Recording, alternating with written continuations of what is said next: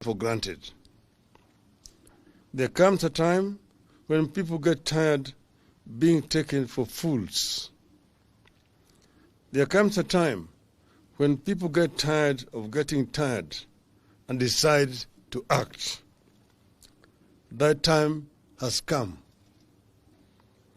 Consequently, we are embarking on some drastic actions against the Ruto illegitimate regime because of Ruto's own actions against us.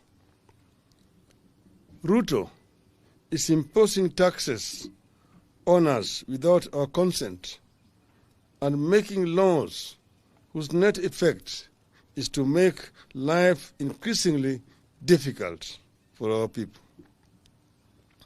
We are here because the taxation situation in the country and its accompanying injustices can no longer be tolerated.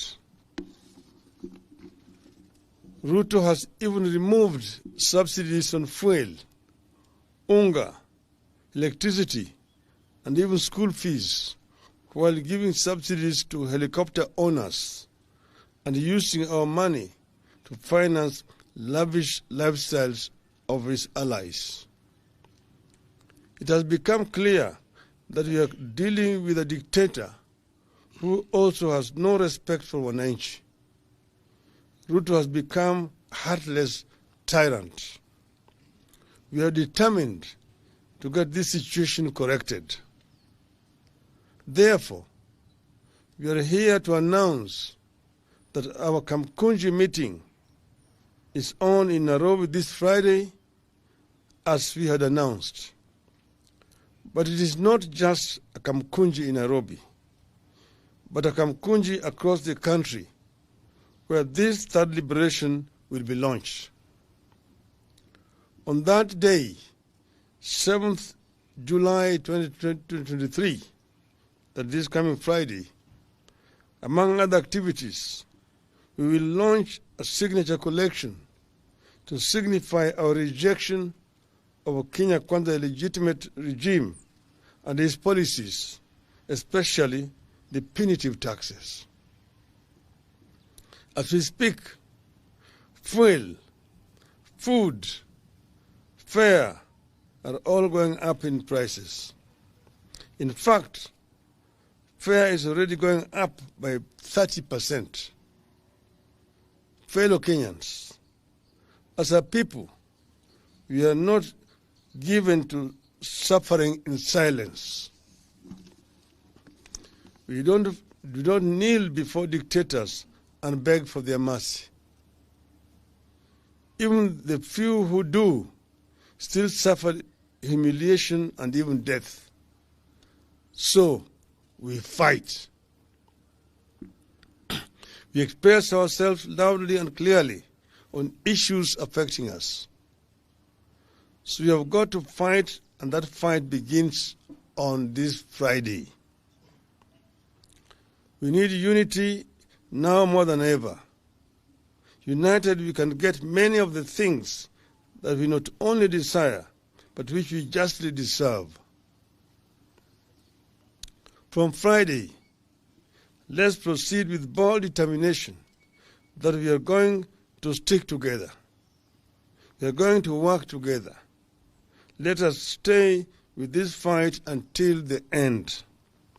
We abhor violence.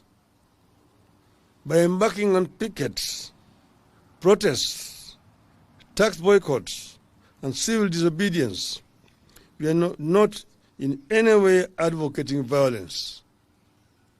We have never advocated violence in the past. We will never advocate it now or in the future. We believe in the law and the rule of law and will act within the law. But only weapon that we have in our hands is our sovereign power to picket, to protest, boycott, and embark on civil disobedience. And we begin this on Friday, July the 7th. And fellow Kenyans, we want you to know that we are right, we are not wrong. By resorting to civil disobedience and protests, we can't be wrong unless the law itself is wrong. The same law that sets up the governments and its institutions like parliament, the courts, the police, etc., allows us to picket, to protest, and engage in boycotts and present petitions. We are not wrong. We are acting within the law, and we expect nobody to frighten us. We must never be made to believe that we are wrong when we protest. And Martin Luther said, and I quote,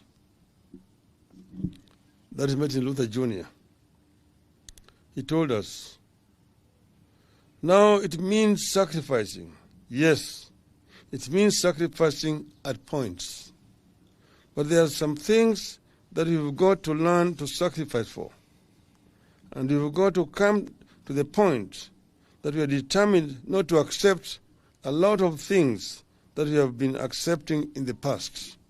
Unquote. As a country, we are at that point. We invite all our people to prepare to join the Kamkunji in Nairobi and in different other places across the country on Friday. I want to repeat that it's not just in Nairobi. It will be in other centers across the country, and the names are going to be announced shortly. Thank you, Kenyans. Let's meet in Kamkunji and other parts of the country for the Sabasaba of our lifetime. Thank you. End of statement. I think it's very clear. We should take a few questions. Yeah. If there's not, okay. Related to the statement, please. To the statement. He has already locked me out. Yes. Go ahead. No, go ahead. All right. My name is Sydney Chazima from NTV. My statement is, my question is locked to, we've had a meeting with the Kenya Kwanza side of the bipartisan talks, and they are saying that since the talks are seemingly ceasing, and there's no legal conundrum around what the selection panel was doing, they're saying that it should go ahead and appoint select the commissioners for the IEBC. What is your take on that? We already made a statement about that.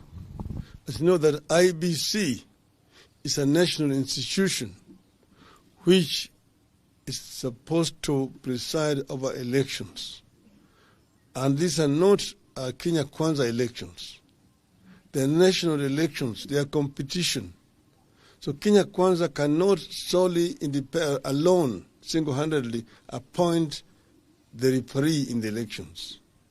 That is very unfair. Those then will be their own elections. They are not going to be Kenyan national elections. You've said that Azimio must be part and parcel of appointing the electoral commissioners. So that must be decided jointly. They are the ones who actually scatter the talks. They even refuse to stop that task force from proceeding ahead. The task force has said that they never stopped. They have never been told to stop at all. So they basically were just playing a game with us. But we are telling them those will not be Kenya national elections. And we hope that we will not reach that stage. Last question. My name is Emmanuel Tov from KTN News. Just one question. Yesterday, the courts stopped the CS positions and declared them unconstitutional, null and void. Do you think our courts are now going in the right direction? And what's your reaction to that? Generally, we've said that, the courts, you cannot talk general, you cannot generalize. Because, you've got magistrates' courts, you've got the High Court, the Court of Appeal, and the Supreme Court. So we deal with the issues which are specific. We don't want to generalize. But we think that the court has acted correctly in doing what is right. The media must get it correct, because you're saying the court has done Ruto a blow. No, the court has just upheld the law, what the Constitution says. They've interpreted it correctly. And this is what we talk about, the division of powers and responsibilities. Parliament makes laws. If the executive implements those laws. And if there's a dispute, then the court interprets those laws in terms of the Constitution. That is their responsibility. So they have done their work properly, in our view. Thank you. I think let's call it a day. We are going to give you copies of the statement. Asanteni sana.